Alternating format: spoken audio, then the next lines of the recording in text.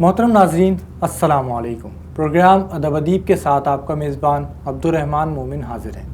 ناظرین، پروگرام ادب ادیب میں آج ہمارے ساتھ جو مہمان شخصیت یہاں تشریف فرما ہے ان کا تعلق ادب سے ہے اور ان کے گھرانے کا تعلق بھی ادب سے ہے۔ آپ کے جو والد صاحب تھے وہ صاحب دیوان شاعر تھے، آپ بھی شعر کہہ رہی ہیں، 2 شعری مجموعے شائع ہو چکے ہیں، اس کے علاوہ نثر بھی لکھتی ہیں، افسانے بھی لکھتی ہیں اور تدریس کے شعبے سے وابستہ ہیں۔ میں آپ کی ملاقات آج کرواتا ہوں ڈاکٹر نصرت عباسی سے۔ آئیے ہم ان سے ملتے ہیں۔ السلام علیکم۔ وعلیکم السلام۔ کیسے مزاج ہیں آپ؟ اللہ تعالیٰ کا شکر ہے۔ گفتگو کا آغاز ہم کرتے ہیں بچپن سے کہ ابتدائی زمانہ کیسا تھا، شاعری کی طرف کیسے آئے، ادب کی طرف کیسے آئے، کچھ ہمارے ناظرین کو بتائیے۔ ویسے تو یہ بات معلوم ہو گئی ہے کہ آپ کے والد صاحب بھی شاعر تھے۔ ہاں، ظاہر ہے آپ نے کہا کہ میرے والد محمد حسین ظفر انجومی جی اور وہ انجم فوقی بدایونی کے شاگرد تھے، تو ظاہر ماحول جو ہے ہمارا بچپن سے ظاہر اس طرح ادبی ماحول تھا، اور یہ سمجھ لے کہ ظاہر وراثت میں ملا ادب، اور ایک طرح سے شاعری کا جو ملکہ ہے وہ قدرت کی طرف سے ودیعت کیا جاتا ہے نا، پیدائشی طور پر موجود ہوتا ہے، بالکل، تو وہ جینس میں بھی موجود تھا۔ تو بچپن سے ہی اس بات کا احساس تھا کہ ہاں میں کچھ کہہ سکتی ہوں۔ بچپن میں چھوٹی چھوٹی نظمیں لکھا کرتی تھی، اور وہ اس وقت یعنی بچوں کے جو رسائل تھے اور بچوں کے جو صفحات ہوتے ہیں اس میں بھی شائع ہوئے، نونہال میں شائع ہوئے، یعنی پہلا جو میرا تھا ایک طرح سے ابتدا ہوئی لکھنے لکھانے کی وہ نونہال سے ہی ہوئی ہے۔ پھر ظاہر اسکول کے زمانے میں جو ادبی سرگرمیاں اس وقت بھی ہوا کرتی تھی، بزم ادب تھی، اس میں حصہ لیتی تھی، تو اور مطالعے کا بھی مجھے خود شوق تھا، بچپن سے ہی میں نے بہت سی کتابیں پڑھ لی تھی۔ ایک طرح سے بس یہی تھا کہ اپنا اسکول کا کام کیا، پھر اس کے بعد جو ہے میں وہ اپنا ایک گوشہ تھا سمجھ لیں گھر میں، اور اس میں پڑھا کرتی تھی۔ پھر ظاہر آہستہ آہستہ پھر جب میں میٹرک میں تھی، پھر وہ غزلیں کہنے کا جو ہے وہ آغاز ہوا، اس وقت میں نے غزلیں لکھی 13-14 سال کی عمر میں۔ پھر کالج میں بھی ظاہر جو سرگرمیاں تھیں، اس وقت بزم ادب تھی، اس کی بھی میں صدر رہی، اور اس وقت بھی جو سرگرمیاں تھیں ہم نصابی مشاعرے ہیں، بیت بازی ہے، پھر کالج کا جو میگزین تھا اس میں بھی میں لکھا کرتی تھی۔ پھر اس کے بعد ظاہر ہے وہ شادی بھی ہو گئی، وہ بھی ذمہ داریاں میری ساتھ ساتھ چلتی رہیں۔ پھر میں نے پڑھانا جیسے شروع کیا، اسی دوران پھر میں نے یہ پہلا شعری مجموعہ میرا شائع ہوا سکوت کے نام سے 2005 میں۔ پھر اس کے بعد 2015 میں میرا دوسرا شعری مجموعہ شائع ہوا وقت کی دستک کے نام سے، اور اس شعری مجموعے پر مجھے پروین شاکر ٹرسٹ کی جانب سے عکس خوشبو ایوارڈ بھی مل چکا ہے۔ پھر ساتھ ساتھ ظاہر وہ تدریسی سرگرمیوں کے ساتھ ساتھ میرا جو رجحان تھا وہ تحقیق کی طرف بھی تھا، تو پھر میں نے PhD کیا، اور اس کے بعد جو ہے وہ اردو کے افسانوی ادب میں نسائی لب و لہجہ کے عنوان سے میرا تحقیقی مقالہ ہے، جو کہ انجمن ترقی اردو سے 2013 میں شائع ہوا۔ جی ہاں، پھر اس کے بعد بھی جو ہے وہ تحقیقی و تنقیدی جو مضامین مختلف رسائل میں یا ریسرچ جرنلز میں، اخبارات و رسائل میں جو چھپتے رہے، اس کو پھر میں نے یکجا کیا، اور پھر 2019 میں 2 سال پہلے نسخہ ہائے فکر کے نام سے وہ مجموعہ شائع ہوا۔ صحیح، تو آپ نے ماشاءاللہ بہت اچھا اور تفصیلی تعارف کروایا، جس سے آپ کا پورا سفر سامنے آ گیا ہمارے ناظرین کے۔ آپ نے بتایا کہ گھر کا ماحول ادبی تھا، والد صاحب کا بھی ظاہر ادب سے تعلق تھا، تو کیا اس کا اثر آپ کے بھائی بہنوں پر بھی پڑا؟ جی ہاں بالکل، میرے بھائی بہن پر بھی پڑا، لیکن وہ باقاعدہ یعنی اس طرف نہیں آئے، وہ یعنی کوئی شاعر اس طرح نہیں ہے، شعر فہمی کا ہے۔ میری والدہ بڑی اچھی جو ہے یعنی وہ شعر سمجھتی تھی اور سنتی بھی، یعنی بچپن سے ہی جو انہوں نے علامہ اقبال کی نظمیں مجھے یاد کروائیں، تو وہ اس طرف جو ہے ارے یہ بھی ہوتا ہے کہ آپ سنتے رہتے ہیں تو آپ جو ہے وہ اس طرف آپ کا راغب ہوتے ہیں۔ پھر بہن بھائیوں میں بھی شوق ہے، لیکن یہ کہ وہ باقاعدہ کوئی شاعر نہیں ہے، وہ جو ہے وہ مجھ میں ہی آئی ہے، وہ ایک، اور یہ تو خیر ظاہر ہے قدرت کی طرف سے ہی عطا ہوتا ہے یہ سارا جو معاملہ ہوتا ہے شاعری کا۔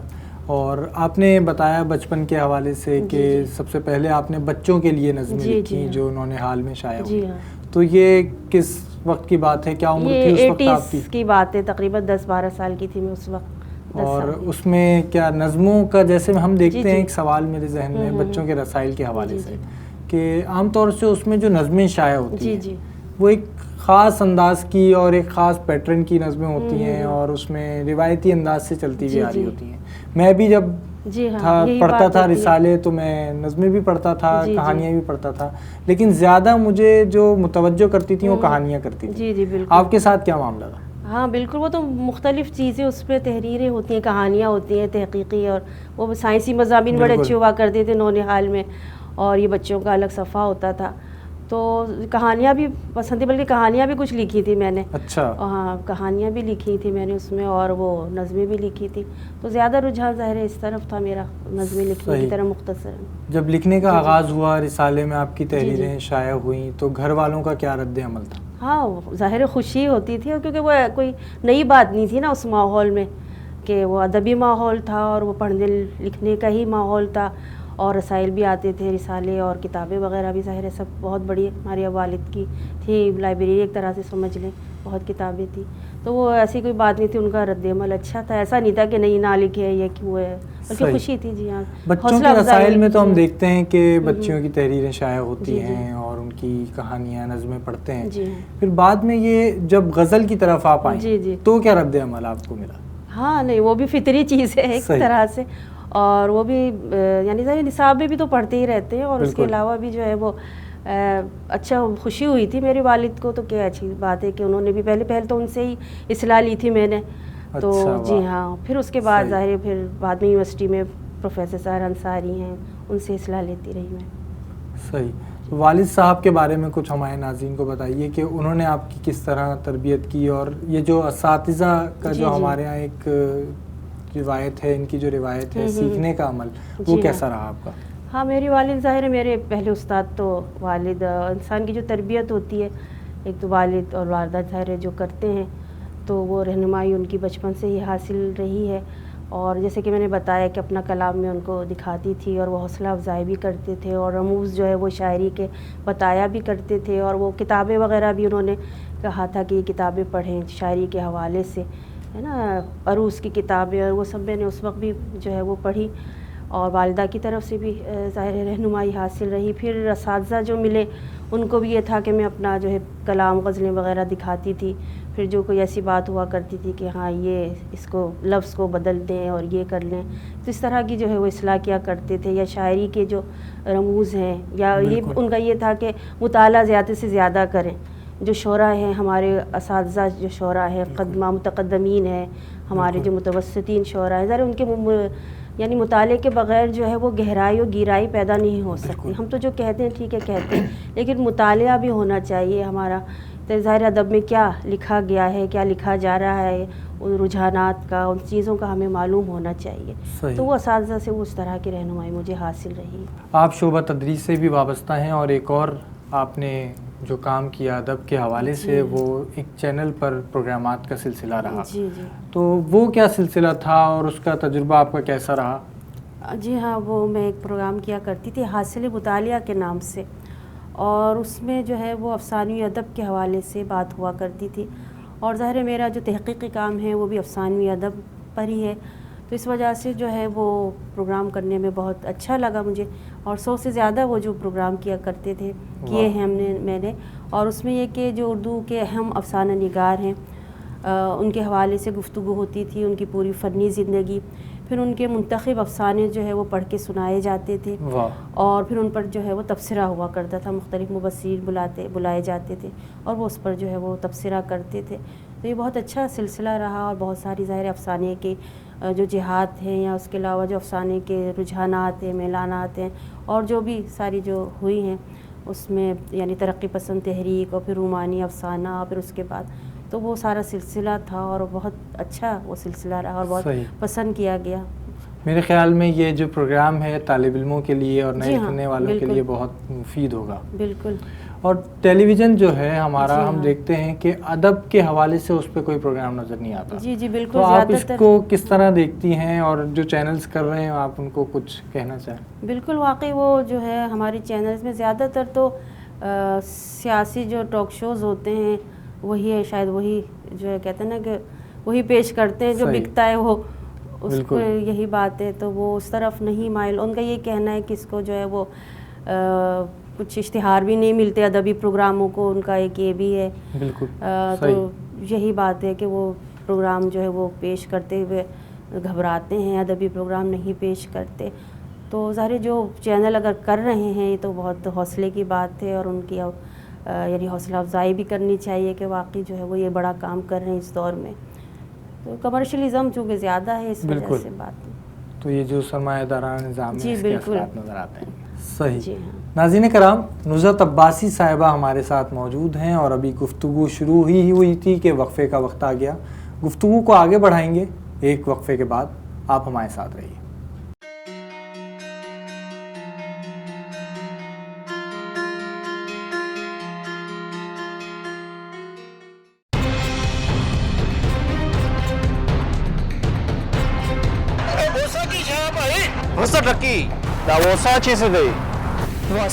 یہ واسا کیا ہے؟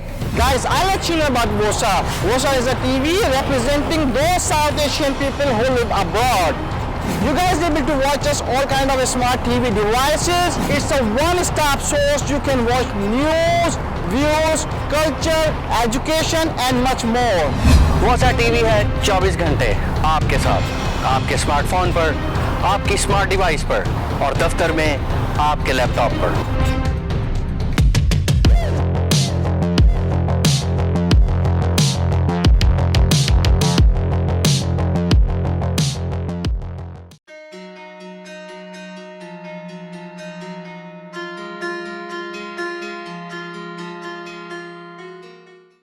محترم ناظرین, پروگرام ادب ادیب میں وقفے کے بعد خوش آمدید. ہمارے ساتھ آج موجود ہیں محترمہ نصرت عباسی. وقفے پہ جانے سے پہلے بات ہو رہی تھی اساتذہ کے بارے میں اور جو عروض ہے وہ اس کو جاننے کے بارے میں. اساتذہ کا آپ نے بتایا کہ مشاعروں میں روایت ہوتی تھی کہ وہ ٹوک بھی دیتے تھے, بتا بھی دیتے تھے, کیونکہ بڑے مشاعرے اصلاح کی تربیت. آج ہم دیکھ رہے ہیں کہ اساتذہ بھی ہمیں اس طرح نظر نہیں آتے, یا جو نوجوان ہیں شعر کہنے والے ہیں وہ ان کی طرف راغب نہیں ہوتے. کیا وجہ ہے اس کی؟ ہاں یہی بات ہے کہ پہلے تو باقاعدہ ایک طرح سے سلسلہ ہوا کرتا تھا استادی اور شاگردی کا, کہ وہ شاگرد بنائے جاتے تھے باقاعدہ اور پھر وہ ان سے سیکھتے تھے جا کر. اور وہ اس طرح کے شوق جو ہے وہ ختم ہوتے چلے جا رہے ہیں, ہے نا. شاعری کی طرف یعنی اس کو اتنا وہ سنجیدگی سے نہیں لیا جاتا. ٹھیک ہے, ہم دیکھتے ہیں کہ شعراء ہیں تو صحیح, نوجوان شعراء جو سیکھنا چاہتے ہیں ان کے لیے راستے بھی کھلے ہیں, لیکن اکثر جو ہے وہ تن آسان ہو گئے ہیں, ہے نا, کہ بس وہ فوراً جو ہے وہ آ جائے ان کو, بلکہ عروض پر اتنی گہری نظر بھی نہیں ہوتی, میں دیکھتی ہوں تو وہ بس وہ جلدی میں روا روی میں بس وہ اس طرح نہیں ہے سلسلہ جیسا ہونا چاہیے تھا. صحیح. اس تن آسانی کی کوئی وجہ آپ کی سمجھ میں آتی ہے یہ؟ اور ہر چیز فاسٹ ہو گئی ہے نا یہاں پر, تو بلکہ آپ دیکھیں نا فیس بک پر اس پہ بھی عروض کے جو اس طرح کی ویب سائٹس آ گئی ہیں, تو اب کہ آپ ڈائریکٹ ان سے جا دیکھ لیں کہ وہ یا صحیح ہے یا نہیں ہے, اس طرح کی چیزیں بھی آ گئی ہیں اب تو یہ سب بدل گیا ہے ماحول, ہمارا ترجیحات بدل گئی ہیں. بالکل جی. کچھ کلام ہمارے ناظرین کو سنائیے. جی ہاں بالکل, میں ایک غزل آپ کو سناتی ہوں کہ جس طرح کے آج کل حالات ہیں اور رہے ہیں, کہ جیسے ہیں جہاں کے وہی حالات لکھیں گے, جیسے ہیں جہاں کے وہی حالات لکھیں گے, جو سب پہ گزرتی ہے وہی بات لکھیں گے, جو سب پہ گزرتی ہے وہی بات لکھیں گے, تاریخ میں محفوظ رہیں گے یہی الفاظ, تاریخ میں محفوظ رہیں گے یہی الفاظ, سچائی کے ہم زندہ طلسمات لکھیں گے, کیا کہنے, سچائی کے ہم زندہ طلسمات لکھیں گے, ایک پل بھی فراموش نہ ہوگی یہ حقیقت, ایک پل بھی فراموش نہ ہوگی یہ حقیقت, ہم اپنے قلم سے یہی دن رات لکھیں گے, ہم اپنے قلم سے یہی دن رات لکھیں گے, ہم چشم بصیرت سے تو دیکھیں گے زمانہ,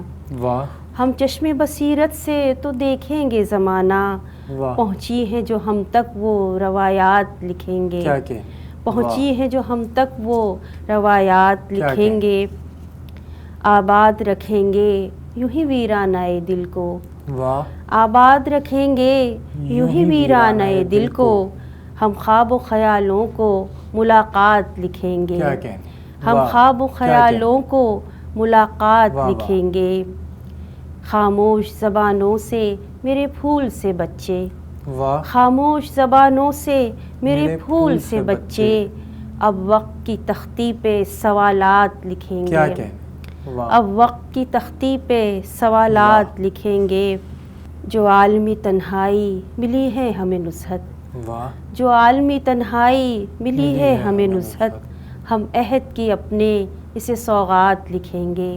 کیا ہم کہنے. عہد کی اپنے اسے سوغات لکھیں گے. کیا کہنے. جیسے ہیں جہاں کے وہی حالات لکھیں گے. واہ. جو سب پہ گزرتی ہے وہی بات لکھیں گے. کیا کہنے. واہ واہ واہ واہ.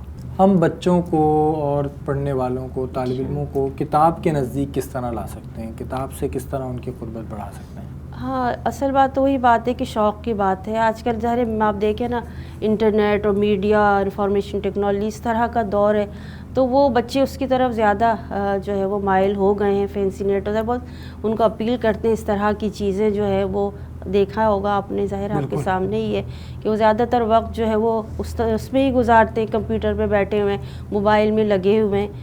تو لیکن یہ کہ ظاہر ہے کتاب کا اپنا ایک حسن ہے, اور اس سے جو ہمیں جو معلومات حاصل ہوتی ہیں ہے نا, اس سے جو ہے وہ گہرائی نہیں ہے. فوری طور پر آپ کو ٹھیک ہے آپ گوگل پہ سرچ کر رہے ہیں یا کر لیں, لیکن جو گہرائی ہے جو وہ آپ کتاب پڑھ کے ہی حاصل کر سکتے ہیں سبق.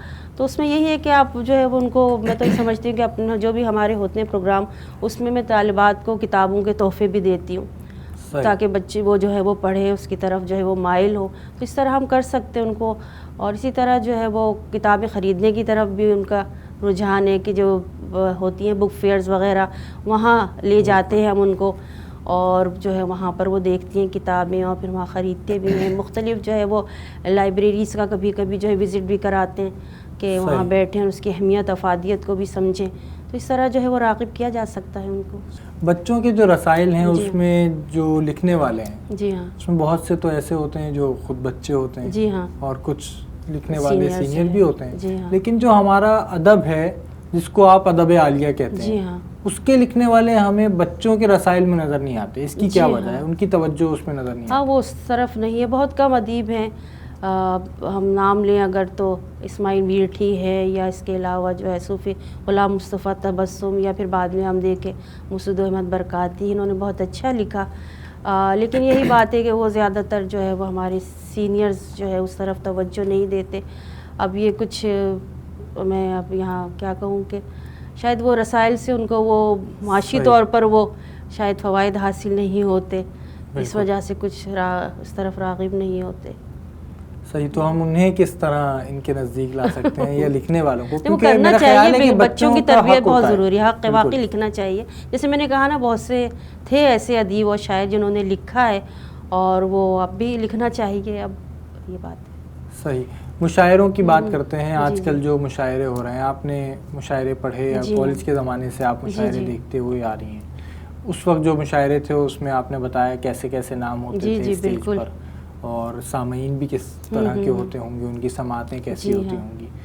آج کا جو مشاعرہ ہے وہ ایک خیال یہ پیش کیا جاتا ہے کہ آگے بڑھ رہا ہے, اور اس میں لوگ بیٹھ کر سننے کے بجائے کھڑے ہو کر بھی سننے لگتے ہیں. کہنا تو سنانا تو الگ بات, سنتے بھی بعض اوقات کھڑے ہو کر ہیں, اور داد بھی مختلف انداز سے دیتے ہیں. تو آپ اس روایت کو آگے بڑھتا ہوا دیکھ رہی ہیں, یا آپ اس کو صحیح نہیں سمجھتی؟ ہاں, ظاہر ہے وہ ایک ہمارا مشاعرہ جو ہے وہ ہماری ایک روایتی ہے, ایک طرح سے ہماری تہذیبی ثقافتی ایک روایت ہے. اور ہر دور میں ظاہر ہے وہ ہر چیز کی صورت بدل جاتی ہے. اصل میں جیسا وقت ہوتا ہے نا, اس کے ویسے تقاضے ہوتے ہیں, اس کے لحاظ سے تبدیلی تو لازمی. ہم نہیں کہہ سکتے کہ 100 سال پہلے جس طرح کے مشاعرے ہوتے ہیں وہی ہوں. لیکن یہی بات ہے کہ میں بھی دیکھتی ہوں کہ پرفارمنگ آرٹ بن گیا ہے. جو اسٹیج پر جو شعراء ہوتے ہیں وہ بھی جو ہے وہ اس طرح لوگوں کو مائل کرنے کے لیے اس طرح جو ہے حرکات و سکنات سے یا آواز کے اتار چڑھاؤ سے کچھ اس طرح کی ہے نا پیش کرتے ہیں کہ لوگ جو ہے وہ داد دیں. اور پھر اس طرح کے اشعار بھی پڑھتے ہیں کہ جو فوری طور پر داد وصول کر سکیں. تو وہ چاہتے ہیں کہ ظاہر ان کو عوام کی طرف سے جو ہے یہ داد ملے, واہ واہ. اور وہی بات ہے کہ ہمارے سامعین بھی جو ہے وہ ویسی جو ہے وہ رہی نہیں ہے. تہذیبی روایات ظاہر بدل گئی ہیں, وہ تربیت نہیں رہی. پہلے زمانے میں وہی بات ہے کہ مشاعرے تو نہ صرف شعراء کی تربیت کرتے تھے بلکہ سامعین کی بھی تربیت کرتے تھے, کس طرح بیٹھنا ہے, اٹھنا بیٹھنا ہے. تو وہ چیزیں رہی نہیں ہیں. وہ کھڑے ہو کر جو ہے وہ مشاعرے بھی سنتے ہیں, بلکہ جو واہ واہ کہتے ہیں کہ صرف واہ واہ کرنا چاہیے، اس کی بجائے وہ تالیاں پیٹنے لگتے ہیں. اور خود شعراء بھی بعض اوقات کہتے ہیں کہ جناب آپ جو ہے وہ اپنا رد عمل کا اظہار کریں، تالیاں بجاتے ہیں. بعض شعراء میں نے ایسے بھی دیکھے. صحیح. تو اس طرح کی جو ہے وہ باتیں بلکہ ایک دفعہ کچھ مشاعروں میں تو میں نے دیکھا کہ باقاعدہ جب وہ ترنم سے کسی نے غزل چھیڑی تو وہ سامعین بھی جھومنے لگے، اٹھ کر جو ہے وہ رقص کرنے لگے. تو یہ اس طرح کی بھی صورتحال ہے. تو یہ تو ظاہر غلط بات ہے نا، اس طرح نہیں ہونا چاہیے. جو ہماری تہذیب ہے اس کو تو قائم رکھنا چاہیے. بالکل اس طرح نہیں ہونا چاہیے. اور جی. ناظرین کرام، یہاں ہم ایک وقفہ لیں گے اور وقفے سے واپس آئیں گے اور پوچھیں گے ہونا کس طرح چاہیے. ہمارے ساتھ رہیے.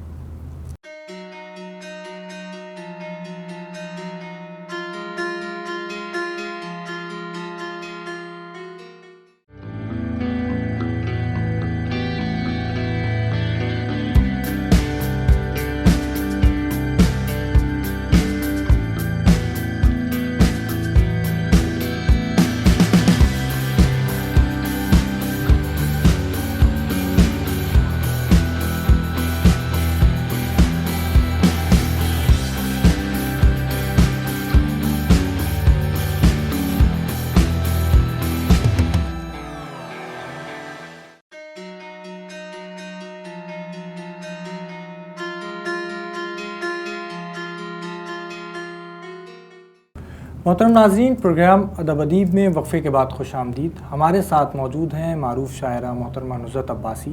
وقفے پہ جانے سے پہلے بات ہو رہی تھی مشاعروں کی، اور آج کا جو مشاعرہ ہے اس کے بارے میں بات ہو رہی تھی. ایک خیال یہ پیش کیا جاتا ہے کہ پہلے مشاعرہ عوام میں اتنا مقبول نہیں تھا، خواص کی یہ سرگرمی تھی. اب یہ عوام میں آ گیا ہے، اور جب نوجوان اس کی طرف مائل ہو رہے ہیں تو ان کو اسی انداز میں ان کو مائل کرنے کے لیے یہ سارے کام کرنے پڑتے ہیں. تو آپ کیا سمجھتی ہیں، نوجوانوں کو اس طرف اس کے بغیر بھی مائل کیا جا سکتا ہے؟ مشاعروں کے بغیر بالکل اس انداز کے بغیر. جی بالکل، وہی میں کہہ رہی ہوں. جو ہماری جو ہے وہ ظاہر جو تہذیب ہے، جو روایات ہے، اس کو ملحوظ رکھنا چاہیے اور قائم رکھنا چاہیے. جو مشاعرے کی روایات ہے، اور اس کے لیے ظاہر ہماری جو استاد شعراء ہیں، سینئر شعراء، ان کو وہ اس طرح بتانا بھی چاہیے کہ کس طرح بیٹھیں آپ، کس طرح داد دیں. یہ تربیت ہونی چاہیے. اور یہ بات ہے کہ وہ ختم ہو گیا ہے اسکول اور کالجز میں اس طرح کے سلسلے نہیں ہوتے، نہ پہلے ہوا کرتے تھے. اس وجہ سے وہ تربیت نہیں ہو پاتی. تو اگر دوبارہ سے اس طرح شروع کیا جائے کہ اسکولوں میں مشاعرے ہوں اور کالجز میں یہ کہ بزم ادب جو ہوتی ہے اس کے تحت مشاعرے کروا جائیں وقتاً فوقتاً، تو وہ ان کی تربیت ہوتی رہے گی. اور پھر جب وہ باہر نکل کر بڑے مشاعرے پڑھیں گے تو پھر اس میں وہ آداب کو ملحوظ رکھیں گے. صحیح. مشاعروں کے حوالے سے یہ ایک بات ذہن میں ہے، اور یہ سوال وہ مجھے کرنا نہیں چاہیے شاید، لیکن ہم دیکھتے ہیں کہ مشاعروں میں عام طور سے جو زیادہ داد ملتی ہے وہ خواتین شعراء کو ملتی ہے، یا ایک تاثر پایا جاتا ہے. اور جب وہ شعر سناتی ہیں تو لوگ مختلف باتیں کرتے ہیں ان کے بارے میں، یا ان کی غیاب میں ان کے بارے میں باتیں ہوتی ہیں. آپ نے جب شعری جو ہمارا حلقہ ہے اس میں قدم رکھا تو اس وقت آپ نے مشاعرہ پڑھا، اور آپ کے والد صاحب بھی شاعر تھے. جی بالکل. تو اس ایسے میں بہت سی باتیں سننے کو بھی ملتی ہیں. آپ کے ساتھ کیا رہا سلسلہ؟ نہیں، مجھے تو اللہ کا شکر ہے ایسی کوئی باتیں سننے کو نہیں ملی. ہر جگہ حوصلہ افزائی ہوئی ہے میری، اور مجھے تو کوئی ایسا نہیں ماحول ملا. مجھے تو اچھے ہی لوگ ملے ہمیشہ. ایسا نہیں ہوا. اچھا، ایک یہ جو تاثر پایا جاتا ہے خواتین کے بارے میں، خود بھی اپنا خیال بھی رکھنا چاہیے نا، یا خود نہیں کہتی، کسی سے لکھواتی ہیں، جی ہاں، ایسی تو اور بہت سی مشاعروں میں پڑھتی ہیں. تو اس خیال کی آپ وجہ کیا سمجھتی ہیں، اور آپ اس خیال کو کس حد تک صحیح سمجھتی ہیں؟ نہیں، مکمل طور پر تو ہم نہیں کہہ سکتے کہ ایسا ہے. جینون شاعرات بھی موجود ہیں، اور صرف شاعرات ہی کے حوالے سے نہیں، ایسے بہت سے مرد شعراء بھی ہیں جو لکھواتے ہیں، سادہ کاغذ پر اصلاح لیتے ہیں. تو صرف شاعرات پر الزام رکھنا جو ہے وہ درست نہیں ہے. اور ہے کچھ، اور یہ آج سے نہیں ہے، بہت پہلے سے ہی ہے کہ شعراء جو ہے کوئی مالی جو ہے وہ فائدے کی خاطر جو ہے وہ لکھ کر دیتے ہیں کلام، اور پھر وہ پڑھتے ہیں. تو وہ جو شہرت کے شائق ہیں جو لوگ، وہ اس سے فائدہ اٹھاتے ہیں. صحیح. جلدی شہرت مل جاتی ہے اس طرح. اچھا، ایک سوال ہے جی کہ ہمارے استاد یا ہمارے سینئر شاعر، ہم نے جب شعر کہنا شروع کیے، انہیں سنائے، تو انہوں نے کہا ہم سے تو خیر انہوں نے ایسا نہیں کہا، اور بھی نوجوانوں نے شعر سنائے، تو انہوں نے کہا میاں یہ شہرت کا معاملہ اگر چاہتے ہو، شہرت چاہتے ہو، یہاں سے نہیں ملے گی. بالکل. وہ اگر حاصل کرنی ہے تو اداکاری کر لو، یا دوسرے اور بھی راستے ہیں تمہارے پاس. تو مشاعروں سے آپ کو کیا لگتا ہے ایسا، یا شاعری کرنے سے، شاعری پیش کرنے سے کیا شہرت واقعی مل جاتی ہے؟ نہیں، ایسا نہیں ہے. شہرت واقعی یہ جو آپ نے بات کہی ہے کہ دوسری فیلڈز بھی ہیں، شوبز ہیں، آپ وہ اپنا لیں، لیکن بالکل۔ اب بعض لوگ جو ہے وہ اس طرح جو ہے وہ اگر ان کو شوق ہے تو کیا کہا جا سکتا ہے کہ صحیح۔ وہ شاعری میں ویسے شاعر اپنے آپ کو مشہور کرنا چاہتے ہیں تو پھر اس طرح کے جو ہے وہ راستے شارٹ کٹ اختیار کرتے ہیں۔ صحیح، شارٹ کٹس کی تو بات ہوگی جی، آگے مزید، ہم چاہیں گے کچھ کلام ہمارے جی ہاں، ناظرین بالکل، سنیں میں اس سناتی موقع ہوں۔ پر۔ یہ غزل کے چند اشعار کے بہت چاند سورج ستارے ہوئے، بہت چاند سورج بہت ستارے چاند ہوئے، سورج ستارے ہوئے، مگر ہم اندھیروں کے مارے ہوئے، واہ، مگر ہم اندھیروں کے مارے ہوئے، یہ چہرہ یہ گیسو چمکتے رہیں، واہ، یہ چہرہ یہ گیسو چمکتے رہیں، ہمیشہ غموں سے سنوارے ہوئے، واہ، ہمیشہ غموں سے سوارے واہ۔ ہوئے، یہ آنکھوں میں اترے ہوئے رت جگے، واہ، یہ آنکھوں میں اترے ہوئے رت جگے، تیری قربتوں کے شمارے ہوئے، واہ، یہ آنکھوں میں اترے ہوئے رت جگے، تیری قربتوں کے شمارے ہوئے، تیرا ہجر ہے ساری دنیا کے غم، واہ، تیرا ہجر ہے ساری دنیا کے غم، میرے دشت شب میں اتارے ہوئے، واہ، کیا کیا، میرے دشت شب میں اتارے ہوئے، واہ، تمنا کے ساحل پہ بکھرے گوہر، واہ، تمنا کے ساحل پہ بکھرے گوہر، تمہارے ہوئے نہ ہمارے کیا ہوئے، کہنے، واہ، تمنا کے ساحل پہ بکھرے گوہر، واہ، تمہارے ہوئے نہ ہمارے ہوئے، جو دریا کی جانب سفینے گئے، واہ، جو دریا کی جانب سفینے گئے، وہ طوفاں بنے یا کنارے ہوئے، واہ، وہ طوفاں بنے یا کنارے ہوئے، کبھی وہ دوبارہ بسیں گے کہیں، واہ، کبھی وہ دوبارہ بسیں گے کہیں، نظر سے دلوں سے اتارے ہوئے، کیا کہنے، نظر سے دلوں سے اتارے ہوئے، واہ، فقط دلبروں نے ہی سمجھا انہیں، واہ، فقط دلبروں نے ہی سمجھا انہیں، زمانے کے جو بھی اشارے ہوئے، کیا کہنے، زمانے کے جو بھی اشارے ہوئے، کوئی ایک منظر نہیں آنکھ میں، کوئی ایک منظر کوئی نہیں ایک آنکھ میں، منظر نہیں آنکھ میں، فلک سے بھی اوجھل نظارے ہوئے، واہ، فلک سے بھی اوجھل نظارے کیا ہوئے، کہنے، واہ، بدلتا نہیں ہے نصاب وفا، واہ، بدلتا نہیں ہے نصاب وفا، خسارے ہوئے تھے خسارے کیا ہوئے، کہنے، کیا کہنے، بدلتا نہیں ہے نصاب وفا، واہ، خسارے ہوئے تھے خسارے ہوئے، کیا کہنے، نہ جنت نہ دوزخ کہاں جائیں ہم، واہ، نہ جنت نہ دوزخ کہاں جائیں جائیں ہم، ہم، عذاب جہاں سے گزارے ہوئے، کیا کہنے، واہ، عذاب جہاں سے گزارے ہوئے، کیا کہنے، بہت چاند سورج ستارے ہوئے، مگر ہم اندھیروں کے مارے، کیا کہنے، کیا کہنے، بہت خوب، بہت شکریہ۔ واہ۔ آپ نے غزلیں کہیں اور آپ جی۔ کے شعری مجموعے شائع ہوئے، نثر بھی آپ نے لکھی، جی جی، اظہار کے لیے آپ کو موزوں صنف کون سی لگی؟ اب وہی بات ہے کہ جو ذہن میں زیادہ خیال اچھی؟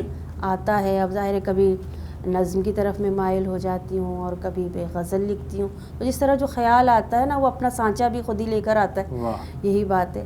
اور ظاہر ہے بے تحقیقی اور تنقیدی مضامین، اب ظاہر ہے جو بات نثر میں کہی جا سکتی ہے وہ آپ تفصیلی ہوتی ہے، جیسے تحقیق ہوتی ہے، تنقید وہ بالکل۔ بالکل ایک الگ چیز ہے، بالکل، تو وہ آپ شاعری میں اس طرح نہیں کہہ سکتے، واہ، ہے نا، نظم میں اس طرح نہیں کہہ سکتے، تو پھر اس کے لیے ایک وسیع کینوس چاہیے تنقید کے لیے، تحقیق کے لیے، تو پھر وہ اس پہ میں لکھتی ہوں۔ بہت اچھی آپ نے بات کی جی کہ جی۔ خیال اپنا سانچہ خود لے کر جی آتا جی ہے، بالکل۔ واہ۔ نئے جو لکھنے والے ہیں جی ہاں۔ ہمیں شاعری میں نظر آتے ہیں، نوجوان شعراء جی جی۔ ہمارے سامنے آ رہے ہیں جی 2000 ہاں۔ کے بعد، 2010 کے بعد بھی، جی ہاں۔ لیکن افسانہ لکھنے والے ہمیں اتنی تعداد میں جی یا ہاں۔ ویسے نظر نہیں آتے، اس کی کیا وجہ ہے؟ اصل میں پتہ نہیں شاعری کو بہت زیادہ آسان لے لیا گیا ہے یا کیا ہے، یا شہرت کا ذریعہ، زیادہ تر جو ہے وہ واقعی شعراء ہی نظر آتے ہیں، کہتے ہیں نا کہ کراچی میں تو ہر دوسرا تیسرا شاعر جو ہے وہ آدمی جو ہے وہ شاعر ہے۔ ہاں شاعر ہے، پتہ نہیں کتنے شاعر ہیں، تو یہ بات ہے۔ اور واقعی اس طرف جو ہے کیونکہ اس کے لیے بہت سنجیدگی کے لیے بیٹھ کے لکھنے کی ضرورت ہوتی ہے، آپ نثر لکھنے کے لیے یا افسانہ یا مضمون یا جو بھی ہے، اس کے لیے ذرا یہ کہ بیٹھ کے لکھنا پڑتا ہے، آپ کو ارتکاز ہونا چاہیے آپ کا، تو اس طرف شاید کم ہے رجحان لکھنے کا۔ صحیح۔ آج کا افسانہ آپ کیا دیکھتی ہیں کس جگہ کھڑا ہوا ہے ہمارا افسانہ اور کون لوگ لکھ رہے ہیں اس وقت؟ ہاں نہیں، بہت اچھے افسانے لکھے جا رہے ہیں اور ترقی ہو رہی ہے. وہی بات ہے کہ جیسے ادب کہتے ہیں نا معاشرے کا آئینہ ہے، تو جو معاشرے میں ہوگا ادب اس کی عکاسی کرے گا.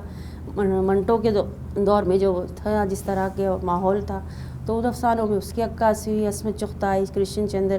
آج کے دور میں جو ہے جس طرح کے ماحول ہے اب جو ہے اس پر لکھے جا رہے ہیں، جیسے ہمارے سیاسی حالات ہیں، سماجی حالات ہیں، یا پچھلا جو ہمارا کرونائی دور جو ہے اس پر بھی جو ہے وہ بہت سے افسانے جو ہے وہ سامنے آئے، لکھے گئے، نظمیں لکھی گئیں. افسانے کی بات ہو رہی ہے، افسانے لکھے گئے. تو ظاہر ہے جس طرح کا معاشرہ ہے یا ماحول ہے اس کی عکاسی جو ہے وہ تخلیق کار جو ہے وہ ضرور کرتا ہے، اس کی تحریروں میں ہوتی ہے. بالکل. آپ تدریس کے شعبے سے بھی وابستہ رہیں اور تحقیق کے شعبے سے بھی آپ وابستہ رہیں، اور آپ نے تحقیقی کام بھی کیا جو شائع بھی ہوا. ہم ایک چیز محسوس کرتے ہیں اور لوگ کہتے ہیں کہ جو جامعات میں ہمارے ہاں خاص طور پہ اردو میں تحقیق ہو رہی ہے وہ صرف اور صرف ڈگری کے حصول کے لیے ہو رہی ہے، اس کا کوئی فائدہ معاشرے کو، سماج کو یا ادب کو نہیں پہنچ رہا. آپ کیا سمجھتی ہیں؟ نہیں، میں تو ایسا نہیں سمجھتی کہ ظاہر اس کا فائدہ پہنچ رہا ہے. ادب کو نئی نئی راہیں کھلتی ہیں اور نئی نئی چیزیں سامنے آتی رہتی ہیں. ریسرچ کرتے ہیں لوگ، تحقیق کرتے ہیں، تو بہت سے ایسے شعراء، ادیب جن کو کہ جانتے نہیں تھے ہم، وہ اب ان کے نام سامنے لائے جا رہے ہیں، ان کا کام سامنے آ رہا ہے. تو ایسا تو نہیں ہے کہ کوئی جو ہے وہ رکاوٹ ہے یا جو بھی ہے. میں تو نہیں سمجھتی کہ ایسا ہے. صحیح. اس تاثر کی آپ کیا وجہ سمجھتی ہیں کہ ہم دیکھتے ہیں بعض اوقات ایسا ہوتا ہے یونیورسٹیز میں ایسی ریسرچ ظاہر ہوتی ہے جو ہاں وہ تو خیر اچھا برا سا جگہ طرف لے کر ہی آتی ہوتا ہے، ہے اس کے جو معاملات ہیں وہ کھولتی ہے ہمارے سامنے. جی جی. اچھا، آئندہ آپ کیا دیکھ رہی ہیں؟ ادب کا مستقبل، شاعری کا مستقبل اور خاص طور پہ اردو زبان کا مستقبل؟ نہیں، میں اچھی امید رکھنا چاہیے اور میں کبھی مایوس نہیں ہوتی ہے نا. جیسے بھی ہیں حالات اور اچھی کی طرف ہی جو ہے وہ جانا چاہیے، اچھا ہی سوچنا چاہیے. اور ظاہر ہے نوجوانوں میں اگر شوق بیدار کرنا چاہیے تو مستقبل جو ہے ہمارا ادب کا بھی اور اردو کا بھی بہت روشن ہے. ختم نہیں ہوگا یہ سفر آگے کی طرف، اور نئی نئی چیزیں جو ہے وہ سامنے آتی رہتی ہیں ہر دور کے لحاظ سے. ایسا نہیں ہوتا کہ بالکل ختم ہو کے رہ جائے، اور جہاں ختم ہوتی ہے جو چیز وہیں سے اس کی جو ہے وہ ابتدا بھی ہوتی ہے. یہ بات صحیح. آخر میں ہمارے ناظرین کے لیے کوئی پیغام دیجیے. پیغام تو بس میں کیا دوں، یہی بات ہے کہ زندگی کے جو رویے ہیں مثبت لیں اس کو، اور اچھا سوچیں ہمیشہ اپنے لیے بھی اور دوسروں کے لیے بھی، اور کبھی کسی کے لیے تکلیف یا آزار کا جو ہے وہ باعث نہ بنے. بہت شکریہ، آپ تشریف لائیں. ناظرین کرام، اچھا سوچیں اپنے لیے بھی، دوسروں کے لیے بھی، اور کسی کے لیے تکلیف کا باعث نہ بنے. یہ کہنا تھا ڈاکٹر نصرت عباسی کا. آپ نے آج ان سے ملاقات کی اور دیکھا ادب کیا ہے، آج کا ادب، آج کا جو سماج ہے، آج کی شاعری آپ کی نظر کے سامنے آئی. آئندہ بھی ہم آپ کو ایسی ہی ادبی شخصیات سے ملواتے رہیں گے، اس امید اور دعا کے ساتھ کہ ادب اور ادیب ترقی کرتے رہیں. آپ کا میزبان عبد الرحمن مومن اجازت چاہتا ہے. اللہ حافظ.